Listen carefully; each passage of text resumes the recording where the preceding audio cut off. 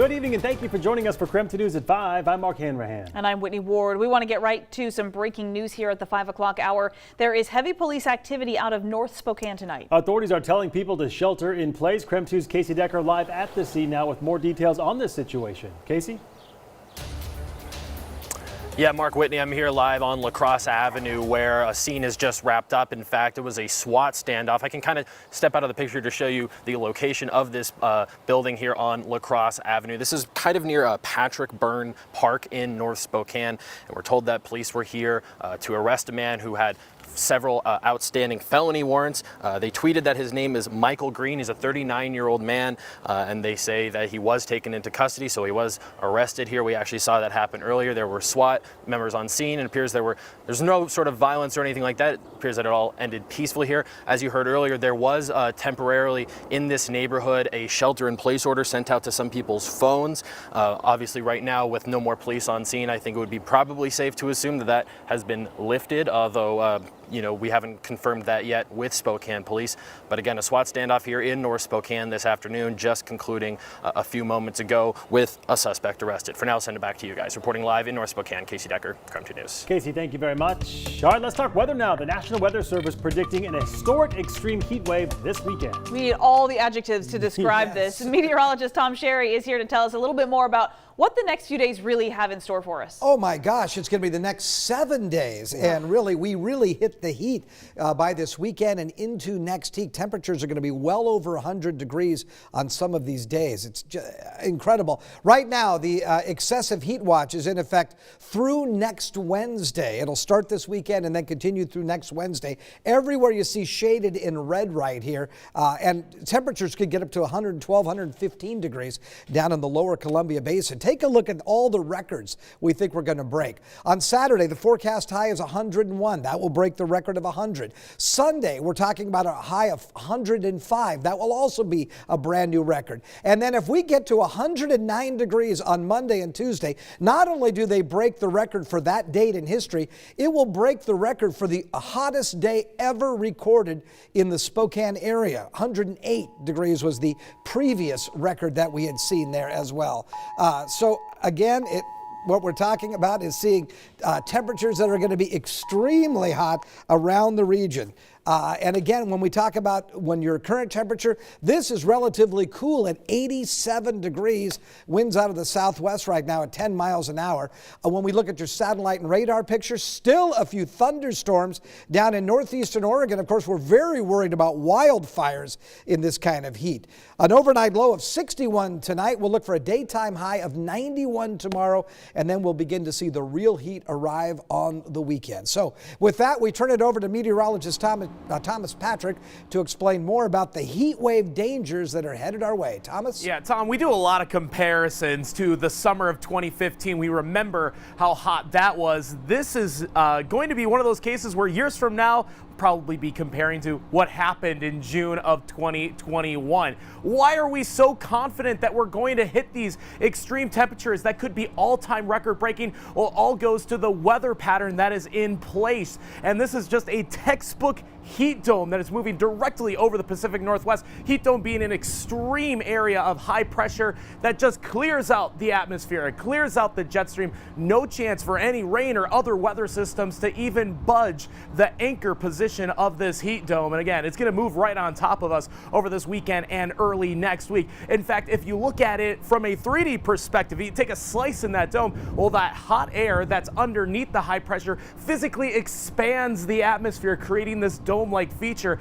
And since the jet stream can't influence it in any way, this is why we get hot temperatures to extreme levels like what we're forecasting, and a longevity to it as well. These heat domes can last for weeks or even months at a time. So if we only get 7 days of extreme weather, we might be considered lucky in that aspect. Check out these numbers. This is a sampling of all-time record highs that is what they currently stand across the region. 108 in Spokane, 109 in Colville, 110 the mark in Wenatchee and Omak. Our forecast is going to be compared to these numbers. Again, all-time record highs with records dating back as far as 1881. It's just incredible, Thomas. Thank you very much, and we'll certainly keep our fingers crossed that maybe some of those predictions don't come true. In the meantime, a North Spokane restaurant showing some love for local first responders. Ferraro's Italian restaurant and bar thanking firefighters after they helped protect the building during a brush fire yesterday. The restaurant posted to Facebook saying Spokane firefighters will get 50% off their entire purchase for the entire month of July as a sincere appreciation for your hard work. Fire crews were able to contain those flames. No injuries were ever reported near Ferraro's. That was on North Division yesterday, but the fire did threaten nearby homes and again businesses. So far, though, no one was actually affected by those flames beyond the damage, obviously, that caused $100,000 worth of damage to nearby businesses and homes. If you would like to know more about this week's heat wave, though, some ways to cool off or even how to save on your energy bill during this extreme heat, we have made it very easy for you. Just text the word HEAT to 509-448-2000. We'll send that link right to your phone. I can't wrap my head around this. No mother should have to go through this. That is Brandon McDonald's mother. She identified him as the victim who died in the crash on East Trent early yesterday morning. The woman charged with vehicular homicide was his girlfriend. Selena Juarez made her first appearance in court this afternoon, and as KREM 2's Amanda Rowley reports, it was important for Brandon's family to be there too. Amanda? Brandon McDonald's mother told me today she wanted Selena Juarez to see his family in court today so that Juarez would know he leaves behind a large family. Many of his family members are visiting from out of town today, and they are heartbroken at this loss. She took somebody very special to us. Brandon McDonald's family identified him as the victim who died in the early Tuesday morning crash on East Trent.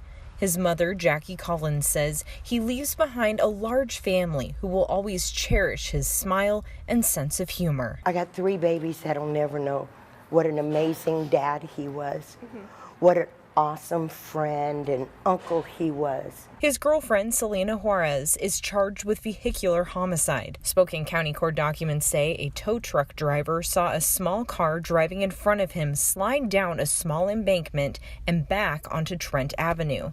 He found Juarez in the driver's seat covered in blood and asking for help, but he did not see the passenger breathing.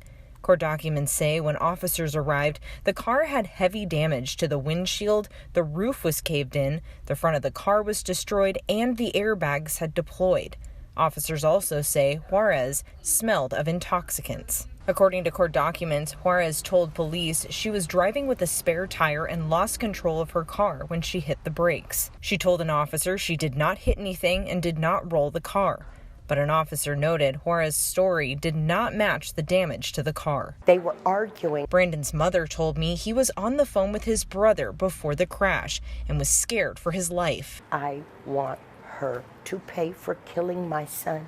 All he said was that she was trying to kill him with her driving, and then the phone went dead. Since 2015, Juarez has paid about $1,200 in traffic violation fines in Spokane County alone. This afternoon, a judge set her bond at $100,000. Brandon's family are holding a candlelight vigil tonight at Minnehaha Park. That will start at 8 o'clock. Reporting from the Spokane County Courthouse, Amanda Rowley, KREM 2 News. All right, Amanda, thank you very much. And our coverage continues tonight on the death of WSU freshman Sam Martinez, who died of alcohol poisoning at a fraternity party nearly 2 years ago. KREM 2 has exclusively obtained body camera footage from the police investigation, including interviews with more than a dozen Alpha Tau Omega fraternity members who are now facing misdemeanor charges for giving alcohol to a minor. One of those members is then chapter president Luke Hawksford. The morning Sam died, Luke told police the ATOs had been trying to eliminate hazing, but admitted the fraternity did have a history of that in recent years. Yeah, I mean, we've been really trying to crack, ever since I've been president, we've been trying to crack down on hazing because my freshman year we went through a membership review, which you might know about, and I don't know all the reasons for it, but, you know, part of that was hazing. I mean, I got hazed. So we know like what happens when you do that. So yeah, we've been really trying to crack down on that.